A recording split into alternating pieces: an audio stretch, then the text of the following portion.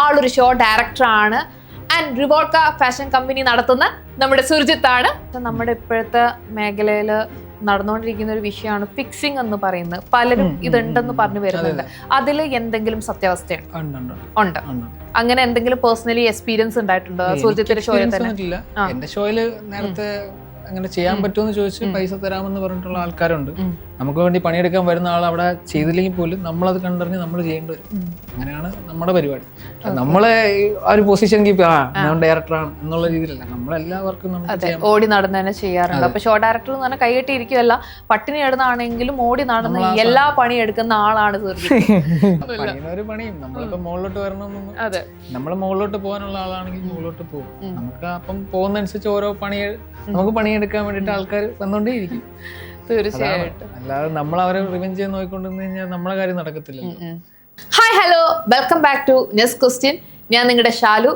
ഇന്ന് എൻ്റെ കൂടെയുള്ള വ്യക്തി എന്ന് പറയുന്നത് ആളൊരു ഷോ ഡയറക്ടറാണ് ആൻഡ് റിവോൾക്ക ഫാഷൻ കമ്പനി നടത്തുന്ന നമ്മുടെ സുർജിത്താണ്. Hi, welcome to the show. Okay, അപ്പോൾ സുർജിത്ത് ഒരേ ടൈപ്പ് കോസ്റ്റ്യൂമാണ്, ഞാനും ബ്ലാക്ക്. അയ്യോ, ആ ഒരു ഗ്ലേസിങ്ങും കാര്യങ്ങളും കറക്റ്റ്. ഇത് എങ്ങനെ ഇങ്ങനെ മാച്ചായി വന്നു എന്നാണ് എനിക്ക് അറിയേണ്ടത്. ഞങ്ങൾ പറഞ്ഞിട്ട് ഇട്ടതൊന്നുമല്ല. ഓക്കെ, പെട്ടെന്ന് പോയി ചേഞ്ച് ചെയ്തിട്ട് വന്നതാണ്, ആരും പറഞ്ഞില്ല. സത്യം ഇല്ല, ഇത് ഭയങ്കര കോയിൻസിഡൻസ് ആണ്. ഞാൻ ഈ ഡ്രസ് ഇട്ടിരിക്കുമ്പോഴാണ് സുർജിത്ത് വന്നത്. അപ്പൊ ഞാൻ ഭയങ്കര കോയിൻസിഡൻസ് അതാണ്. ഓക്കെ, ഇപ്പം നമുക്ക് സുർജിത്തിലോട്ട് വരാം. സുർജിത്ത് ഇപ്പം ഒരു പിന്നെ ഷോ ഡയറക്ടറാണ്. സോ ഈ ഒരു മേഖലയിൽ വന്നിട്ട് എത്ര കാലമായി? 10 വർഷമായി. ഓക്കെ, അപ്പം ഈ ഒരു മേഖലയിൽ വരാനുണ്ടായ ഒരു സാഹചര്യം എന്താണ്? സാഹചര്യം എന്ന് പറഞ്ഞാല് ഓരോന്ന് കാണുമല്ലോ, ഒരു ഇൻസ്പിറേഷൻ ചെയ്യാൻ വേണ്ടിട്ട്, അല്ലെങ്കിൽ ഇൻസ്പയർ ആവാൻ വേണ്ടിട്ട് ഓരോരുത്തർക്കും ഓരോ ഇതുണ്ടാവുമല്ലോ. ഞാനങ്ങനെ മോഡലാവാൻ വേണ്ടി വന്ന ഒരാളാണ്. അതാവാൻ പറ്റൂലെന്ന് നമുക്കായിട്ടൊരു ബോധമുണ്ടാവും, അപ്പോഴാണ് തിരിഞ്ഞത്. ഓക്കെ, അപ്പം ഈ ഒരു പിന്നെ മോഡൽ ആവണം എന്നുള്ള ആഗ്രഹത്തിൽ വന്നു. അങ്ങനെ ഷോ ഡയറക്ടറായി. ഒരു മോഡലിനേക്കാൾ ഉപരി ഒരു ഷോയിൽ മോഡൽസിനെ കൊണ്ടുവന്ന് ആ ഒരു ഷോ കണ്ടക്ട് ചെയ്യുക എന്നുള്ളത് ആ ഒരു ലെവലിലെത്തി. അപ്പോൾ ഒരു ഡിറ്റർമിനേഷൻ എന്ന് പറയുന്ന സാധനത്തിന് ഭയങ്കര റോൾ ഉണ്ടല്ലേ ലൈഫിൽ? ഓക്കെ, ഇപ്പൊ ഈ ഒരു മേഖലയിൽ വരുന്നതിന് മുന്നേ എന്തായിരുന്നു സുർജിത്ത് ചെയ്തോണ്ടിരുന്നത്? അല്ല, ഞാൻ ഈ മേഖലയിൽ വരുന്നതിന് മുമ്പ് ഞാൻ പഠിച്ചിറങ്ങിയ സമയത്താണ് ഇതിലോട്ട് വരുന്നത്. പിന്നെ ഞാൻ കൊച്ചിൻ ഷിപ്പ്യാർഡിൽ വർക്ക് ചെയ്യായിരുന്നു, ഫർദർ ആയിരുന്നു. അത് 2 വർഷം പോയി. 2 വർഷം പോയി എന്ന് പറഞ്ഞാൽ 2 വർഷം തികച്ചില്ല, അതിനുമ്പ് കോവിഡ് വന്നു, അത് നിർത്തി. സൈഡായിട്ട് അതും ഉണ്ടായിരുന്നു. ഓക്കെ, ഇപ്പം ഇതുപോലെ എന്താ പറയുക, ഡ്രീമിന്റെ പുറകിൽ പോവുക മീൻസ് പിന്നെ ഷിപ്പ്യാർഡിൽ പഠിച്ചിട്ട് ഒരു മോഡൽ ആവാൻ വേണ്ടിയിട്ട് പോവുക, പിന്നെ ഒരു ഷോ ഡയറക്ടർ ആവുക, ആ ഒരു രീതിയിലോട്ട് പോയി കഴിഞ്ഞപ്പം വീട്ടുകാരുടെ ഒരു റിയാക്ഷൻ എന്തായിരുന്നു? വീട്ടുകാരുടെ റിയാക്ഷൻ ഫസ്റ്റ്, ഫാഷൻ എന്ന് പറഞ്ഞാൽ അവരുടെ ചിന്താഗതി വേറെയാണ്. അവരൊക്കെ പഴയ ആൾക്കാരല്ലേ, അവർക്ക് അത് അറിയത്തില്ല. അവരുടെ മൈൻഡിൽ മറ്റേ ഫാഷൻ ടി വി ആയിരിക്കും വരുന്നത്. ഫാഷൻ ടി വി ആണ്. അപ്പോൾ അവർക്ക് എന്താണെന്ന് കാണിച്ചു കൊടുത്തപ്പോൾ, അല്ലാതെ കാണിച്ചു കൊടുത്തു ഞങ്ങളുടെ ഷോ വരും, ട്രിവാൻഡ്രത്തിന്റെ പ്രോഗ്രാം വരുമ്പോൾ അവരാണ് ഇനോഗ്രേറ്റ് ചെയ്യുന്നത്.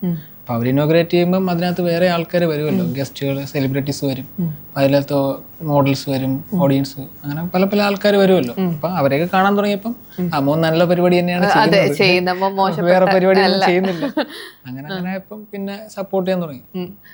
ഓക്കെ, ഇപ്പം മൊത്തം എത്ര ഷോസ് ഈ ഒരു 10 yearsൽ നടത്തി? ഞാൻ ഓണായിട്ട് ചെയ്യുന്ന പ്രോഗ്രാം ഒരു 6-7 പ്രോഗ്രാമേ ഉള്ളൂ. അല്ലാതെ ഉള്ള എല്ലാം വർക്കായിട്ട് ചെയ്യുന്നതാണ്, ഞാൻ ഡയറക്ഷനായിട്ട് ചെയ്ത് കൊടുക്കുന്നതാണ്. അത് ഇങ്ങനെ പോലെ ഒരു 19 ഷോസിനകത്ത് ഞാൻ ചെയ്തതാണ്. ബാംഗ്ലൂർ, ചെന്നൈ, കേരളം. ഓക്കെ, ഇപ്പം ഈ ഒരു ഷോ ഡയറക്ടർ എന്ന് പറയുമ്പം അതിൽ മീൻസ് ഒരു ഷോ കണ്ടക്ട് ചെയ്യാന്ന് മാത്രമാണോ, അത് ഗ്രൂമിങ് കാര്യങ്ങളൊക്കെ? ഗ്രൂമിങ് വരത്തില്ല, ഇല്ല, വരത്തില്ല. അത്രേ ഉള്ളൂ. അതിന് അതിനായിട്ടുള്ള ആൾക്കാരുണ്ടല്ലോ, അത് നമ്മളിപ്പോ ചെയ്യാൻ അവരെ പണി പോകില്ലേ? അതെ, തീർച്ചയായിട്ടും. ഓക്കെ, അപ്പം സുർജിത്ത് വേറൊരു കാര്യം എന്താന്ന് വെച്ചാൽ നമ്മുടെ ഇപ്പോഴത്തെ മേഖലയിൽ നടന്നുകൊണ്ടിരിക്കുന്ന ഒരു വിഷയമാണ് ഫിക്സിംഗ് എന്ന് പറയുന്നത്. പലരും ഇതുണ്ടെന്ന് പറഞ്ഞു വരുന്നുണ്ട്. അതിൽ എന്തെങ്കിലും സത്യാവസ്ഥയുണ്ട്? ഉണ്ട്. അങ്ങനെ എന്തെങ്കിലും പേഴ്സണലി എക്സ്പീരിയൻസ് ഉണ്ടായിട്ടുണ്ടോ സുർജിത്തിന്റെ ഷോയിൽ തന്നെ? എന്റെ ഷോയില് നേരത്തെ അങ്ങനെ ചെയ്യാൻ പറ്റുമെന്ന് ചോദിച്ച് പൈസ തരാമെന്ന് പറഞ്ഞിട്ടുള്ള ആൾക്കാരുണ്ട്. എന്റെ ഷോയിൽ അങ്ങനെയല്ല, കാരണം എന്റെ അമ്മയച്ഛൻ ഇനോഗ്രേറ്റ് ചെയ്യുന്ന പരിപാടിയിൽ ഞാൻ ആ തന്തയില്ല പരിപാടി കാണിച്ചാൽ ശരിയാണ്. അതെ, തീർച്ചയായിട്ടും. മറ്റുള്ള പരിപാടിയിൽ ഉണ്ടെന്നറിയാം, അത് അങ്ങനെ പല പരിപാടിയും നിന്ന് പോയിട്ടുമുണ്ട്, അങ്ങനെ അത് നടക്കുന്നുണ്ട്, അതുള്ളതാണ്. ഓക്കെ, ഇപ്പൊ ഈ മോഡലിംഗ് മേഖലയിൽ ഒരുപാട് സ്വപ്നം കണ്ടാണ് വരുന്നത്. കാരണം സുർജിത്തും ഒരിക്കലും ഇതുപോലെ മോഡൽ ആവണമെന്ന് വിചാരിച്ചിട്ടാണ് വരുന്നത്. അങ്ങനെ വരുന്ന സമയത്ത് എനിക്ക് തോന്നുന്നു ഒരുപാട് കിഡ്സ് ഇപ്പം മോഡലിംഗ് മേഖലയിലോട്ട് വരുന്നുണ്ട്. അവരുടെ പാരന്റ്സ് ആണെങ്കിൽ രാപ്പകലില്ലാതെ കഷ്ടപ്പെട്ട് ആ ഡ്രസ്സൊക്കെ സെറ്റ് ചെയ്തു ഡിസൈൻ ചെയ്ത് പിള്ളേരെ ഒരുക്കി കൊണ്ടുവന്ന് നിർത്തിയിട്ട് അവിടെ ഫിക്സിങ് എന്ന് പറയുന്ന ഇതുപോലത്തെ ആക്ടിവിറ്റി നടക്കുമ്പം ഇപ്പം മോഡലാവാൻ വേണ്ടിയിട്ട് ആഗ്രഹിച്ചാണ് വരുന്നത്. അപ്പം ആ അർഹിക്കുന്ന കുട്ടിക്കായിരിക്കില്ല കിട്ടുന്നത്. സോ അങ്ങനെ വരുന്ന സമയത്ത് പാരന്റ്സ് പിന്തിരിയുന്നു. ഇനിയിപ്പോൾ നീ മോഡലിങ്ങിന്റെ ഇതിലോട്ട് പോണ്ട എന്ന് പറഞ്ഞ് കുട്ടികളെ പിന്തിരിപ്പിക്കുന്നു. അപ്പം ഈ ഫിക്സിങ് കൊണ്ട് പല ആളുകളുടെ പല കുട്ടികളുടെ കഴിവുകൾ ഇല്ലാതാവുന്നു എന്ന് തോന്നിയിട്ടില്ലേ? ഉണ്ട്. അതില് മറുപടി എന്ന് പറഞ്ഞാല് അത് അങ്ങനത്തെ ഷോസ് ഇപ്പം നമുക്ക് ഉണ്ടെന്ന് മനസ്സിലാക്കാം. അല്ലെങ്കിൽ നമ്മളിപ്പോ ഒരു ഷോനെ വിലയിരുത്തുന്ന വെച്ചാല് ഇപ്പം നമ്മളൊരു ബ്യൂട്ടി പേജന്റിനാണ് പോകുന്നതെങ്കിൽ ആ പേജന്റിൽ വരുന്ന ഗസ്റ്റ് ആരൊക്കെയെന്ന് നോക്കുക. പിന്നെ അതിൽ ജഡ്ജിങ് പാനൽ അവർ ഓൾറെഡി ഡിസ്ക്ലോസ് ചെയ്യുന്ന ആൾക്കാരാണെങ്കിൽ അവർ ഡിസ്ക്ലോസ് ചെയ്ത ജഡ്ജസ് ആരൊക്കെയാന്ന് നോക്കുക. അവരെ ക്വാളിറ്റി നോക്കുക, അവരെന്താണ് എക്സ്പീരിയൻസ്, അവരെന്തൊക്കെ ചെയ്തിട്ടുണ്ട്, അതൊക്കെ നോക്കുമ്പോൾ നമുക്കറിയാം അവരെ വാല്യൂ അല്ലെങ്കിൽ അവരുടെ പ്രൊഫൈൽ എന്താണെന്ന് നമുക്ക് മനസ്സിലാവും. അതനുസരിച്ച് നമ്മൾ പോയാൽ മതി. നമ്മളെ വിലയിരുത്താൻ കഴിവില്ലാത്ത ഒരാളുടെ മുമ്പിൽ പോയി നമ്മൾ പോയി പരിപാടി ചെയ്യേണ്ട ആവശ്യമുണ്ടോ?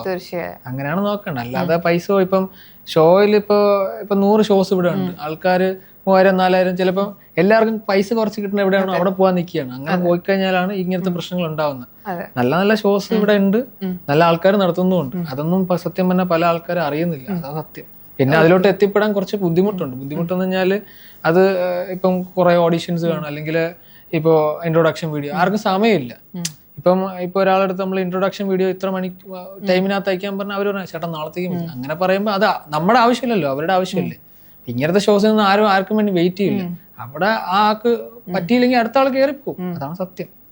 ഓക്കെ, അപ്പം വളരെ നല്ലൊരു മെസ്സേജാണ്. ഒരു ഷോ ഡയറക്ടറായി ഇത്ര ഷോസ് നടത്തി പിന്നെ റിവോൾക്ക ഫാഷൻ കമ്പനി നടത്തുന്ന ഒരു വ്യക്തിയിൽ നിന്ന് വളരെ നല്ലൊരു മെസ്സേജാണ് കിട്ടിയത്. കാരണം പൊതുവെ അത്രയും ഓപ്പൺ ആയിട്ട് പറയണമെന്നുണ്ടെങ്കിൽ സുർജിത്തിന്റെ പ്രോഗ്രാം സുർജിത്ത് വളരെ പക്ക നീറ്റായിട്ട് നടത്തി എന്നാണ് അതിന്റെ അർത്ഥം. പലർക്കും ഈ ഒരു ചോദ്യം ചോദിക്കുമ്പോൾ ചിലപ്പോൾ ഉത്തരം പറയാൻ സാധിച്ചെന്ന് വരില്ല. കാരണം അവരപ്പോൾ ചിന്തിക്കുന്ന ഞാനത് ചെയ്തിട്ടുണ്ടല്ലോ, ഇനിയിപ്പോൾ ഞാൻ എന്തെങ്കിലും ഞാനങ്ങനെ ചെയ്തിട്ടില്ല എന്ന് പറയുമ്പോഴേക്കും പലരും തെളിവായിട്ട് വരില്ലോ എന്ന് വിചാരിച്ച് മിണ്ടാതെ ഇരിക്കുന്ന സാഹചര്യം ഞാൻ കണ്ടിട്ടുണ്ട്. സോ ആ ഒരു കാര്യം ഞാൻ എന്തായാലും അപ്രിഷിയേറ്റ് ചെയ്യുന്നു. ഓക്കെ, അപ്പം ഈ ഷോ ഡയറക്ടറായിട്ട് എനിക്ക് തോന്നുന്നു 8 ഷോസ് ചെയ്തിട്ടുണ്ട് എന്ന് പറഞ്ഞു. സോ പിന്നെ പേജൻ ഷോസ് ആയിട്ടൊന്നും ചെയ്തിട്ടില്ല? ചെയ്തിട്ടുണ്ട്. ഏതാണ് ചെയ്തിട്ടുള്ളത്? Mister Trivandrum, Mrs Trivandrum, mister Trivandrum. Okay, അപ്പൊ ട്രിവാൻഡ്രം മാത്രമേ എടുക്കുള്ളൂ? അല്ലാതെ അതിന്റെ സ്വന്തം നാടായോണ്ട് അവിടെ നടത്തുന്ന പ്രോഗ്രാമാണ്. അപ്പം ആ പ്രോഗ്രാംസ് മെയിൻ ആയിട്ട് ഏറ്റെടുത്ത് നടത്തുന്ന സുർജിത്താണ്. ഓക്കെ, ഇപ്പൊ റിവോൾക്ക തുടങ്ങിയിട്ട് ഇപ്പൊ എത്ര വർഷമായി? 10 വർഷം. ഇത് പിന്നെ തുടങ്ങിയിട്ട് 10 വർഷമായി. ഓക്കെ, ഞാൻ വിചാരിച്ചു ഈ ഒരു മേഖലയിലോട്ട് വന്നിട്ട് 10 വർഷം പിന്നീട് 11 വർഷമായി. ഞാൻ മോഡലിംഗ് വന്നപ്പോ തന്നെ എനിക്ക് 2-3 മാസം കഴിഞ്ഞപ്പോ തന്നെ എനിക്ക് ഓരോ കാര്യങ്ങൾ മനസ്സിലായി. അപ്പോഴത്തെ സൈസ് ഇതൊന്നും അല്ല, സ്ലിം ആയിരുന്നു, കാര്യങ്ങളൊക്കെ മാറ്റങ്ങൾ ഉണ്ടായിരുന്നു, കുറെ ചേഞ്ചസ് വന്നതാ. ഓക്കെ, ഇതിലും സ്ലിം ആയിരുന്നോ? ഇതിനും സ്ലിം ആയിരുന്നു.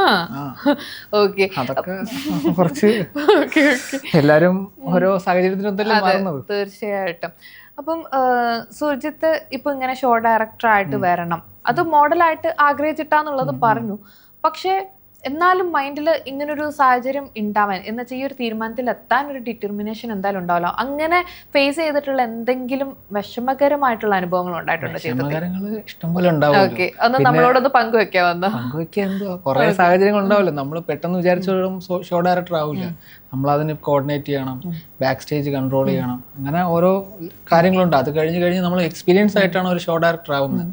പിന്നെ നമുക്ക് കപ്പാസിറ്റി ഉണ്ടോ ഇല്ലയോ, അല്ലെങ്കിൽ നമുക്കൊരു ഇവന്റ് എടുത്ത് ചെയ്യാൻ പറ്റുന്ന ഒരു കപ്പാസിറ്റി ഉണ്ടെങ്കിൽ അല്ലേ ചെയ്തെടുക്കാൻ പറ്റും. നമ്മൾ അതെല്ലാം എക്സ്പീരിയൻസ് ചെയ്താണ് ഈ ഷോ ഡയറക്ടർ എന്ന് പറഞ്ഞൊരു പൊസിഷനിലോട്ട് എത്തിയത്. അല്ലാതെ പെട്ടെന്ന് ഒരിക്കലും എത്തൂല. പിന്നെ ഇവിടുത്തെ അത്യാവശ്യം ഷോസിനെല്ലാം ബാക്ക് സ്റ്റേജ് കോർഡിനേറ്റ് ഒക്കെ ചെയ്തിട്ടുണ്ട് ഒരു സമയത്ത്. അങ്ങനെയാണ് ആയത്. ഒരുപാട് കഷ്ടപ്പെട്ടിട്ടുണ്ട്. ഫുഡ് പോലും അങ്ങനെ ഫുഡും ഇല്ല. നമ്മളൊരു വർക്ക് എന്ന് പറഞ്ഞാൽ ആ വർക്ക് എന്ന് പറഞ്ഞുള്ള രീതിയിൽ എനിക്ക് അല്ലാതെ ആ സമയത്ത് ഫുഡിന്റെയോ ഒന്നും നോക്കാറില്ല. വൊമിറ്റിംഗ് ഒക്കെ വരും. 3-4 ദിവസം ഈ പേജൻ്റ് എന്നൊക്കെ പറഞ്ഞാൽ ഒരു ദിവസമല്ല നമുക്ക് വരുന്നത് വെച്ചാൽ ഇപ്പം ഫ്രൈഡേ, സാറ്റർഡേ, സൺഡേ അങ്ങനെ. ഇപ്പം ഫ്രൈഡേ മോർണിംഗ് ഇപ്പം മോഡൽസ് വന്നു കഴിഞ്ഞാൽ അവർ സൺഡേ അല്ലെങ്കിൽ മൺഡേ ആയിരിക്കും എക്സിറ്റ് ആവുന്നത്, പോകുന്നത്. അതുവരെ നമ്മൾ ഇതിന്റെ കാര്യങ്ങളിലായിരിക്കും, ഇതിന്റെ ബാക്ക് സ്റ്റേജ് കോർഡിനേറ്റ്. ഇപ്പൊ ഷോ ഡയറക്ടർ എന്ന് പറഞ്ഞ് നിൽക്കുമ്പോൾ പറ്റൂല. നമ്മളെ ഷോ എന്ന് പറയാൻ നമ്മളെയാണ്. അപ്പോൾ നമ്മൾ തന്നെ അവിടെ നമുക്ക് വേണ്ടി പണിയെടുക്കാൻ വരുന്ന ആൾ അവിടെ ചെയ്തില്ലെങ്കിൽ പോലും നമ്മളത് കണ്ടറിഞ്ഞ് നമ്മൾ ചെയ്യേണ്ടി വരും. അങ്ങനെയാണ് നമ്മുടെ പരിപാടി. നമ്മളെ ആ ഒരു പൊസിഷൻ കീപ്പ് ഞാൻ ഡയറക്ടറാണ് എന്നുള്ള രീതിയിലല്ല, നമ്മളെല്ലാവർക്കും നമുക്ക് ചെയ്യാം. ഓടി നടന്ന് തന്നെ ചെയ്യാറുണ്ട്. അപ്പൊ ഷോ ഡയറക്ടർ എന്ന് പറഞ്ഞാൽ കൈകെട്ടി ഇരിക്കുമല്ല, പട്ടിണി കിടന്നാണെങ്കിലും ഓടി നടന്ന് എല്ലാ പണി എടുക്കുന്ന ആളാണ് സുർജിത്ത്. ഓക്കെ, അതാണെന്ന് എനിക്ക് തോന്നുന്നു സുർജിത്തിന്റെ വിജയം. കാരണം നമ്മള് പറഞ്ഞു കേൾക്കാറുണ്ട്, ഒരു ഹോട്ടൽ മുതലാളി ആയി കഴിഞ്ഞാൽ ഇങ്ങനെ ഇരിക്കാതെ ചില ഹോട്ടൽസിൽ കാണാറുണ്ട് മുതലാളി ക്യാഷറിന്റെ സീറ്റ് ഇരിക്കുന്നത്, മാത്രമല്ല ചില വിളമ്പി കൊടുക്കാൻ വേണ്ടി പോകുന്നത്. സോ അങ്ങനെയുള്ളിടത്ത് ഭയങ്കര സക്സസ് ഉണ്ടെന്ന് പറയുന്നത്. അതെ, അതുപോലെ എല്ലാ മേഖലയിലും പിന്നെ ഒരു ബിസിനസ് ആയിക്കോട്ടെ എന്തായിക്കോട്ടെ, ആ ഒരു മുതലാളി ഒരു തൊഴിലാളിയുടെ പണി ചെയ്ത് കഴിഞ്ഞാലേ അവിടെ വിജയം ഉണ്ടാവും. അതെ, വിജയം ഉണ്ടാവും പറയുന്നത് വളരെ കറക്റ്റ് ആണ്. ഓക്കെ, അപ്പൊ ഇത്രയും വർഷമായിട്ടും ഒന്ന് ചുമ്മാ എനിക്കൊന്ന് റെസ്റ്റ് ചെയ്യണം, ഇരിക്കണം എന്ന് തോന്നിയിട്ടില്ല. പറ്റിയിട്ടില്ല. എന്നാലും ഒരു പരിപാടി ഏറ്റെടുത്ത് കഴിഞ്ഞാൽ ചുമ്മാ ഇരുന്നാൽ മതി. പക്ഷെ ഇരിക്കാതെ പിന്നെയും അതിന്റെ പുറകെ പോകുന്നു, അതിനുവേണ്ടി സ്ട്രെയിൻ കാര്യങ്ങൾ എടുക്കുന്നു. ഇത്ര വർഷമായി, എനിക്ക് തോന്നുന്നു ഇപ്പം ഇത്ര വർഷത്തിന്റെ ഇടയിൽ ആ പഴയ സുർജിത്തിൽ നിന്ന് ഒരുപാട് സുർജിത്ത് മാറിയിട്ടുണ്ട്. സോ ആ ഒരു മാറ്റത്തിൽ നിന്ന് ഇങ്ങനെ ഒരു ടൈം പോലും എനിക്ക് സ്പെൻഡ് ചെയ്യേണ്ട, ഞാൻ ഇങ്ങനെ ഓടി നടക്കാം എന്നൊരു മെന്റാലിറ്റിയിൽ വന്നിട്ടുണ്ടെങ്കിൽ അത് എന്താണ് സുർജിത്ത്, എനിക്കത് മനസ്സിലാവുന്നില്ല. കാരണം ഞാൻ നേരത്തെ പറഞ്ഞു, അതായത് ഹോട്ടൽ മുതലാളി സംഭവം ഞാൻ പറഞ്ഞു. ഓക്കെ, പക്ഷെ എന്നാലും ഒരു കാലം കഴിയുമ്പോൾ നമ്മൾ അത്യാവശ്യം നമുക്ക് ഒരു ലേബിൾ നമ്മൾ ഉണ്ടാക്കി നമ്മൾ ഇരിക്കേണ്ട ഒരു ടൈമായി തോന്നില്ല. അല്ല, അങ്ങനെയല്ല, ഇരിക്കേണ്ട ടൈം എന്ന് പറഞ്ഞാൽ നമുക്ക് തോന്നണം നമ്മൾ ഇരുന്നാലും അത് നടക്കുന്നൊരു തോന്നലൊന്നും. ഓക്കെ, അതല്ലാത്ത അതാണ് ഞാൻ ചോദിച്ചു വരുന്നത്, അതാണ് ഞാൻ പറഞ്ഞതിന്റെ പോയിന്റ്.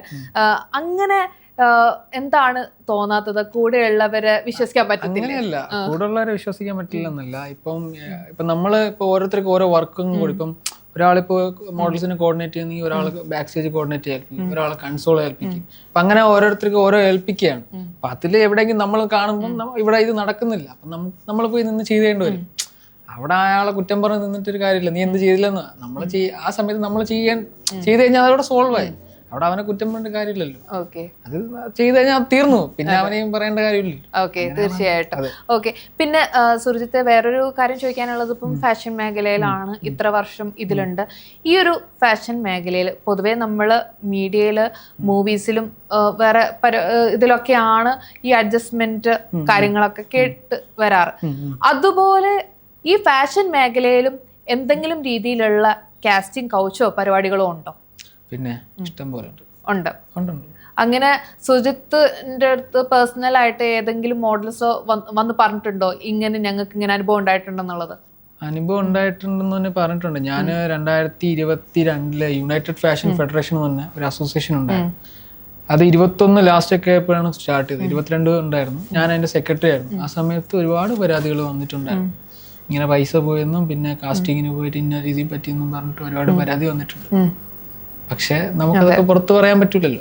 അത് ഇന്ന് ഇപ്പൊ ഇവിടെ നടക്കുന്ന, ഇവിടെ 2 അസോസിയേഷൻ ഉണ്ട്. ആ 2 അസോസിയേഷനെ പറ്റിയിട്ടുള്ള അതിലെ എക്സിക്യൂട്ടീവ് മെമ്പേഴ്സിലെ പല ആൾക്കാരെയും പറ്റിയിട്ട് നമ്മളെ അടുത്ത് ഇപ്പോഴും പേപ്പേഴ്സും പല ഡോക്യുമെന്റും പല വോയിസ് ക്ലിപ്പുകളും പല കാര്യങ്ങളും നമ്മളെ വന്നിട്ടുണ്ട്. പക്ഷെ നമുക്കത് പുറത്തെടുത്ത് ചെയ്യാൻ പറ്റില്ല. പക്ഷെ അത് ആ സമയത്തെ പ്രശ്നങ്ങളാണ്. പക്ഷെ ഇപ്പോ ഞാൻ ഇല്ല, ഞാൻ ഒരു അസോസിയേഷനിലും ഞാൻ എന്റെ കാര്യം എന്റെ വർക്കായിട്ട് ഞാൻ പോവുകയാണ്. ഓക്കെ, അപ്പം ഈ ഓരോ ഇതിനും പാർട്ടി ഉണ്ടെന്ന് പറയുന്ന പോലെ പാർട്ടിയിലില്ല, ഞാൻ സ്വതന്ത്രനായിട്ട് മത്സരിക്കുക എന്ന് പറയുന്ന പോലെയാണ് സുർജിത്ത് ഇപ്പം ഈ ഒരു മേഖല കൊണ്ടുപോകുന്നത്. ഓക്കെ, അത് വളരെ നല്ല കാര്യം. കാരണം നമുക്ക് ചിലപ്പം നിൽക്കുന്ന സമയത്ത് അവരുടെ പല തീരുമാനങ്ങളോട് നമുക്ക് യോജിക്കാൻ പറ്റിയെന്ന് വരില്ല. അത് വളരെ നല്ലൊരു തീരുമാനം തന്നെയാണ്. ഓക്കെ, അപ്പം ഇങ്ങനെ തെളിവുകൾ കാര്യങ്ങൾ ഉണ്ടെന്ന് പറഞ്ഞു. So as A show director ഇതുപോലെ തെളിവ് കാര്യങ്ങൾ ഉണ്ടായിട്ട് എന്തുകൊണ്ട് ഹേമ കമ്മിറ്റി ഒക്കെ പോലത്തെ ഒരു കമ്മിറ്റി തുടങ്ങി പിന്നെ മോഡൽസിന് വേണ്ടിയിട്ട് ശബ്ദം ഉയർത്തിക്കൂടാ? അങ്ങനെ ഒരുപാട് ഉയർത്തി. എനിക്ക് 2022 നല്ല ചുമട്ട പണികൾ കിട്ടി. എന്താണ് പണികളെന്ന് വെച്ചാൽ, ലാസ്റ്റ് ഞാൻ ആ സമയം കൊച്ചിൻ കാർണിവൽ ഇവന്റ് ചെയ്യായിരുന്നു. ആ സമയത്ത് ഡിസംബർ 9 എൻ്റെ സോഷ്യൽ മീഡിയ പ്രൊഫൈലെല്ലാം പോയി. എൻ്റെ ഐഡന്റിറ്റിയെ തൊലച്ചു. എനിക്ക് ഒരു പ്രൊഫൈൽ ഗൂഗിളിൽ പോലും ഇല്ലായിരുന്നു. പിന്നെ അത് അതിനുശേഷം ചെയ്ത വർക്കും അതിനുശേഷം വന്ന ആർട്ടിക്കിളും കൊണ്ട് റെക്കഗ്നൈസ്ഡ് ആയിട്ടാണ് ഇപ്പം ഗൂഗിളിലുള്ള പ്രൊഫൈലെല്ലാം. 2022 നല്ല മുട്ടൻ വിഷയം കിട്ടി. അതിനുശേഷം ഞാൻ ഒരു വർഷം ഞാൻ ഒരു പരിപാടി ചെയ്യാൻ പറ്റിയിട്ടില്ല. എനിക്ക് 23 മൊത്തം എൻ്റെ ബ്രേക്കായിരുന്നു. 24 ഞാൻ പിന്നെ റീസ്റ്റാർട്ട് ചെയ്തത്. അതിനുശേഷമൊക്കെയാണ് ഞാൻ എല്ലാത്തിൽ നിന്നും വിട്ട് എൻ്റെ കാര്യം. ഞാൻ ഒരുപാട് പേർക്ക് വേണ്ടിയിട്ട് സംസാരിച്ചിട്ടുണ്ട്, ഫൈറ്റ് ചെയ്തിട്ടുണ്ട്. പക്ഷെ ഒരു സമയം കഴിയുമ്പോൾ എന്ത് പറ്റുമെന്ന് പറഞ്ഞാല് നമ്മൾ സംസാരിക്കുന്ന ആള് അവരും മറ്റൊരു ഒന്നാവും, നമ്മൾ പുറത്താവും. എന്തിനപ്പം നമ്മൾ സംസാരിക്കേണ്ട ആവശ്യം? സത്യം ആ സമയത്ത് സായി ഇല്ല, നമ്മളെ സീക്രട്ട് ഏജന്റ് സായി വീഡിയോ ഇട്ടിട്ടുണ്ടായിരുന്നു. എല്ലാവരും വീഡിയോ ഇട്ടു. സൈബർ അറ്റാക്ക് വന്നതാണ് ഒറ്റ രാത്രി കൊണ്ട്. അതായത് വെളുപ്പിലെ 4 മണിക്കാണ് എൻ്റെ എല്ലാ പ്രൊഫൈലും, എൻ്റെ ഫോൺ ഉൾപ്പെടെ അടിച്ചു പോയി. ആ രീതിയിൽ പണി കിട്ടി. സായിപ്പോ ആണെങ്കിലും റിവോൾക്ക മീഡിയ പേജ് ഉണ്ട്, ആ പേജിനകത്ത് ആ വീഡിയോ കിടപ്പുണ്ട്. ഇപ്പോഴും കേസ് കിടക്കും, ഒന്നും ആയില്ല. ഇപ്പം നമ്മളിപ്പം ഒരാളെ നമുക്ക് ഇഷ്ടമല്ല, നമ്മളെ നോർമലി ഇന്ന് റിപ്പോർട്ട് അടിച്ച അക്കൗണ്ട് പോകില്ല. ഒരാൾക്ക് ഇപ്പൊ ഒരു എത്തിക്കൽ ഹാക്കറിന് അത് ചെയ്യൂല. അല്ലാതെ എത്തിക്കൽ അല്ലാതെ ചെയ്യുന്ന ആൾക്കാർക്ക് നമ്മൾ ഒരു എമൗണ്ട് ഒരു പറയുന്ന ഒരു എമൗണ്ട് കൊടുത്ത് ആൾക്ക് ചെയ്യാൻ പറ്റുന്ന കാര്യമുള്ളൂ. ഈ സോഷ്യൽ മീഡിയ പ്രൊഫൈൽസ് നമ്മുടെ ഓൺലൈനിലുള്ള എല്ലാ കാര്യം എടുത്ത് കളയാൻ, അത്രേ ഉള്ളൂ. അങ്ങനെ ഒരുപാട് ബുദ്ധിമുട്ടുകൾ ഉണ്ടായി. പിന്നെ കൊട്ടേഷൻ കൊടുത്തു പല ആൾക്കാർക്കും. അങ്ങനെയൊക്കെ കുറെ സംഭവങ്ങളുണ്ട്. ഇതെല്ലാം കഴിഞ്ഞിട്ടാണ് ഞാൻ ഇപ്പൊ ഇവിടെ ഇരിക്കുന്നേ. ഈ ഇത്തിരിയുള്ള മനുഷ്യനെതിരെ കൊട്ടേഷനോ? എന്നിട്ട് കാർണിവൽ സമയത്ത് ആ പരിപാടി വൈൻഡപ്പ് ആവുന്ന സമയത്ത് ഒരു പ്രശ്നം ഉണ്ടായി. ആ പ്രശ്നം ഉണ്ടായിട്ട് കുറച്ച് ആൾക്കാർ എൻ്റെ കോളറിൽ പിടിക്കുകയും എനിക്ക് പല രീതിയിൽ എന്നെ പലതും ചെയ്യാൻ നോക്കി, പക്ഷെ അത് നടന്നില്ല. എന്നിട്ട് പോലീസ് വരെയും എൻ്റെ കേസൊന്നും എടുത്തില്ല, കൊണ്ടുപോയി. കൊണ്ടുപോയി എന്നെ കൊണ്ടുപോയില്ല, പല ആൾക്കാരെ കൊണ്ടുപോയി. എന്നിട്ട് എനിക്കുണ്ടായ നഷ്ടം എൻ്റെ പ്രൊഡക്ഷൻ വണ്ടിയല്ല അന്നത്തെ ദിവസം പിടിച്ചിട്ടു. അപ്പോൾ എനിക്കൊരു 3-4 ലക്ഷം രൂപ നഷ്ടം വന്നു. അതാണ് എനിക്ക് വന്ന നഷ്ടം. അല്ലാതെ എൻ്റെ വലിയൊരു കേസും എൻ്റെ ഒരു കാര്യം വന്നിട്ടില്ല. അതിനുശേഷമാണ് ഞാൻ ആർക്കും വേണ്ടി ഒന്നിനും നിൽക്കാതെയും ഞാൻ അതായത് ഞാൻ എനിക്ക് ഈ അസോസിയേഷനോ കാര്യങ്ങളിലോട്ട് എനിക്ക് താല്പര്യമില്ല. പിന്നെ നമുക്കൊരു നമ്മളെ ഫെയിം അല്ലെങ്കിൽ നമ്മുടെ മുഖം കൊള്ളാം, അതുകൊണ്ട് നമ്മളെ പിടിച്ചിട്ടു. നമ്മൾ നിന്ന് കഴിഞ്ഞാൽ പല ആൾക്കാരും വരും, അവർക്ക് മാർക്കറ്റ് ആൾക്കാർ വേണ്ടേ. നമ്മളെ പേരിൽ കേസോ കാര്യങ്ങളോ ഒരാൾ വന്ന് വീഡിയോ ഇടേണ്ട ഒരു ബുദ്ധിമുട്ട് അങ്ങനെയൊന്നും ഇതുവരെ ഉണ്ടായിട്ടില്ല. ഇതുവരെ ഈ നിമിഷം വരെ ഇതുവരെ അങ്ങനെ ഒരു സംഭവം ഉണ്ടായിട്ടില്ല. അതിനുശേഷം പിന്നെ ഞാൻ ഗ്യാപ്പ് എടുത്തു. പിന്നെ അമ്മയ്ക്ക് വയ്യാതായി, അമ്മ ന്യൂമോണിയ ഒന്ന് ICU അങ്ങനെ കുറെ അതിൻ്റെ ഇടയിൽ കണ്ടിന്യൂസ്ലി ഓരോ പ്രോബ്ലംസ് വന്നുകൊണ്ടിരിക്കുക. അതിനുശേഷം പിന്നെ ഗ്യാപ്പായി. 23 മൊത്തം ഗ്യാപ്പ്, 24 പിന്നെ സ്റ്റാർട്ട് ചെയ്തു. പിന്നെ ഇപ്പൊ ഞാൻ കേരളത്തിന് പുറത്താണ് മെയിനായിട്ട് വർക്ക്. പിന്നെ എൻ്റെ പരിപാടി ഇവിടെ കേരളത്തിൽ ചെയ്യണമെങ്കിൽ സ്വന്തമായിട്ട് ഓർഗനൈസ് ചെയ്യുന്ന പരിപാടി മാത്രം. അല്ലെങ്കിൽ വർക്കും അങ്ങനെ ഇവിടെ കുറവാണ്. മിക്കത് ഇപ്പം ഞാൻ ഇപ്പൊ ലാസ്റ്റ് ചെയ്ത 2 ചെന്നൈയും ബാംഗ്ലൂരിലാണ്. ഇപ്പൊ അങ്ങനെയൊക്കെ പൊക്കോണ്ടിരിക്കുന്നു. അത്രേ ഉള്ളൂ. ഓക്കെ.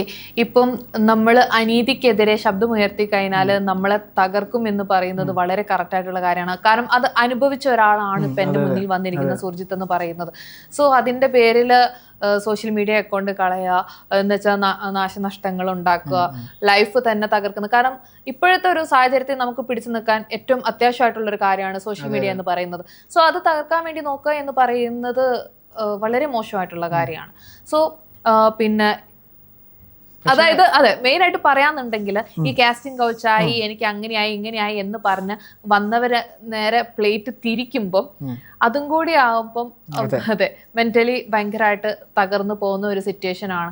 സോ ആ ഒരു ടൈമില് എന്തായിരുന്നു പിന്നെ നമ്മുടെ സുർജിത്തിന്റെ അവസ്ഥ എന്തായിരുന്നു പറഞ്ഞാല് ആ സമയത്ത് നമ്മൾ ചിന്തിക്കുന്നില്ലല്ലോ ഇങ്ങനെ ആൾക്കാരാണ് ചെയ്യുന്നതെന്ന്. പിന്നെ അത് അങ്ങനെ ചെയ്തു എന്ന് അറിഞ്ഞതിന് ശേഷം നമ്മൾ വന്ന വഴി നമുക്കറിയാമെങ്കിൽ നമുക്ക് തുടങ്ങാൻ വലിയ പാടൊന്നുമില്ലല്ലോ.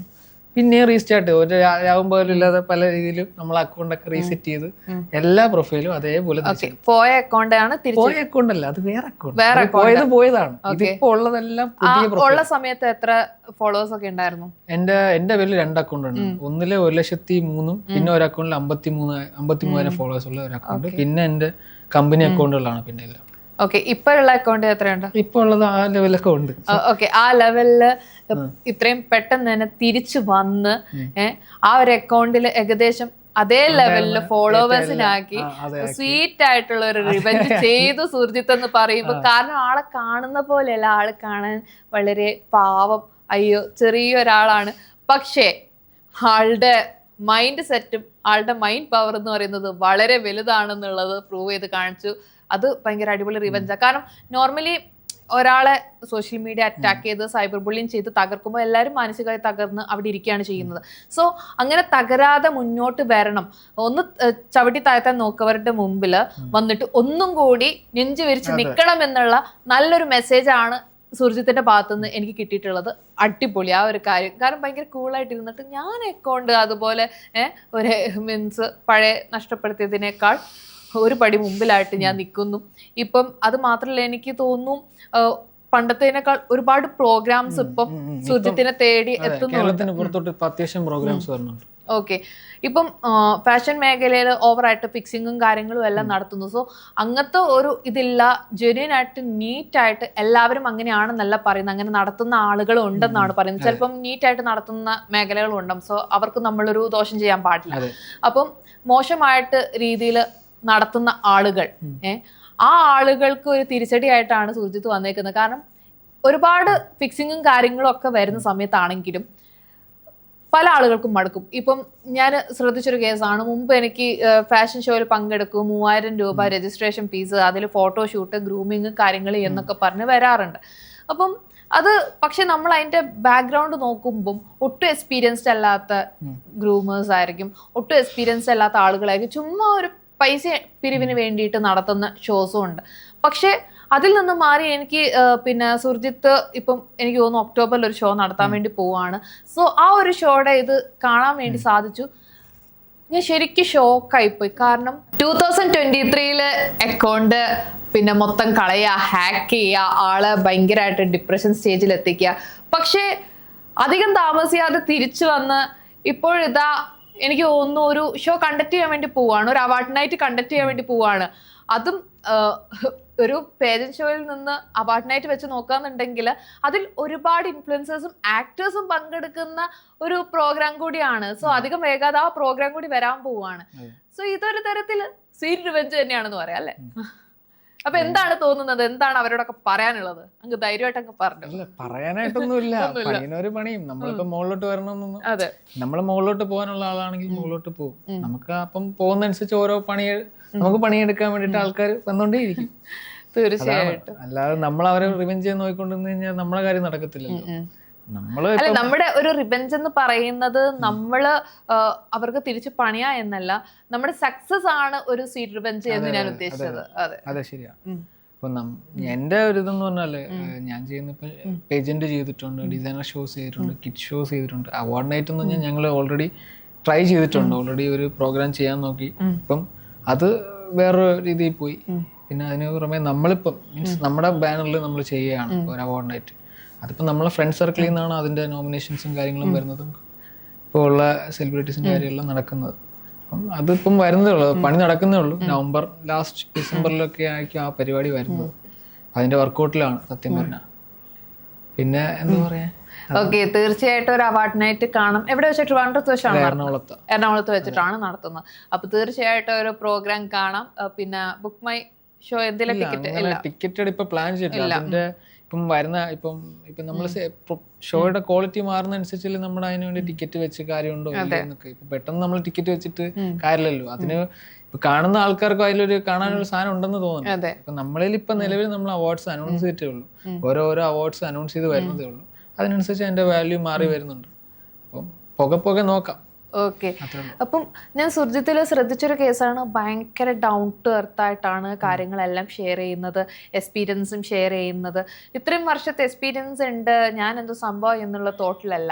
അപ്പൊ എനിക്ക് തോന്നുന്നു വിജയത്തിന്റെ പിന്നിൽ ചിലപ്പം നമ്മൾ കേട്ടിട്ടുണ്ട്, താന്ന് നിൽക്കും തോറും നമുക്ക് ഉയർച്ചകളെ ഉണ്ടാവും എന്നുള്ളത്. സോ ആ ഒരു കോൺസെപ്റ്റിൽ സുർജിത്ത് വിശ്വസിക്കുന്നുണ്ട്. ഓക്കെ, വിശ്വസിക്കുന്നുണ്ട്. സോ അങ്ങനെ വിശ്വസിക്കാനായിട്ട് ലൈഫിൽ എന്തെങ്കിലും എക്സ്പീരിയൻസ് ഉണ്ടായിട്ടുണ്ടോ? ലൈഫില് എക്സ്പീരിയൻസ് ഇതെല്ലാം എക്സ്പീരിയൻസ് ആണ് ലൈഫില്. ഞാൻ നമ്മുടെ വേറൊരു ചാനൽ, നമ്മുടെ അച്ഛൻ്റെ ചാനലിൽ ഇതേപോലെ നമ്മുടെ അപ്പൊ അതിന്റെ പേര് മറന്നുപോയി. ഇപ്പൊ ഒരു ആങ്കർ ചോദിച്ചു ഒരു ചോദ്യത്തിന് ഇതേപോലെ ഞാൻ കാറ്ററിംഗ് പോയ ഒരു ഹോട്ടലിൽ ഞാൻ പരിപാടി ചെയ്തിട്ടുണ്ട്. ഞാനവിടെ 1000 രൂപയ്ക്ക് ജോലിക്ക് പോയതാ. ആ ഹോട്ടലിൽ ഞാൻ 200 പേരുടെ ഫുഡ് എടുത്ത്, ഹോൾ എടുത്ത്, 3-4 റൂംസ് എടുത്ത് ഒരു പരിപാടി ചെയ്യണമെന്ന് ഞാൻ അത് ഒരു 4-5 ലക്ഷം രൂപ പരിപാടിയായിരുന്നു. അവിടെ ആ ഒരു ഹോട്ടലിന് 5 ലക്ഷം രൂപ റവന്യൂ ഞാൻ കാരണം ഉണ്ടായി. പാർട്ണർ പോലും ഇല്ലേ, അത് ചിന്തിക്കണം. പിന്നെ അതും കോവിഡ് കഴിഞ്ഞ സമയത്താണ് ആ പരിപാടി നടക്കുന്നത്, 2021 ലാസ്റ്റ് ഒക്കെ. ആ പരിപാടിയിൽ അതും പോയിട്ട് എൻ്റെ പ്രോഗ്രാമിനൊരു പോലീസ് വന്നില്ല, ഹെൽത്തുകാർ വന്നില്ല, പിന്നെ ആരും തടസ്സപ്പെടാൻ വന്നിട്ടില്ല. അപ്പോൾ അതും പോയിട്ട് ആ പരിപാടിയിൽ 100-120 പേർക്കേ പാടുള്ളൂ. പക്ഷെ ആ പരിപാടിയിൽ 800 പേര് വന്നു പോയെന്ന് എന്നുവെച്ചാൽ ആ സമയത്ത് ഒരു ബുക്ക് ഉണ്ടല്ലോ, മറ്റേ വരുന്ന ആൾക്കാരും പോകുന്ന ആൾക്കാരും ലിസ്റ്റ് എഴുതിയിരുന്നു. അങ്ങനെ 800ഓളം ആൾക്കാർ വന്നു പോയൊരു പരിപാടിയായിരുന്നു ആ പരിപാടി, അപ്പോൾ മാറി നടന്നത്. ഇതൊക്കെ എന്ന് വെച്ചാൽ നമുക്ക് പറ്റൂലെന്ന് പറയുന്നിടത്ത്, അല്ലെങ്കിൽ നമ്മളെ കൊണ്ട് ചെയ്യാൻ പറ്റില്ലെന്ന് പറഞ്ഞ സാധനം നമ്മളൊന്ന് ഒബ്സർവ് ചെയ്യുക, അല്ലെങ്കിൽ അതിനെപ്പറ്റി ഒന്ന് പഠിക്കാൻ ശ്രമിക്കുക.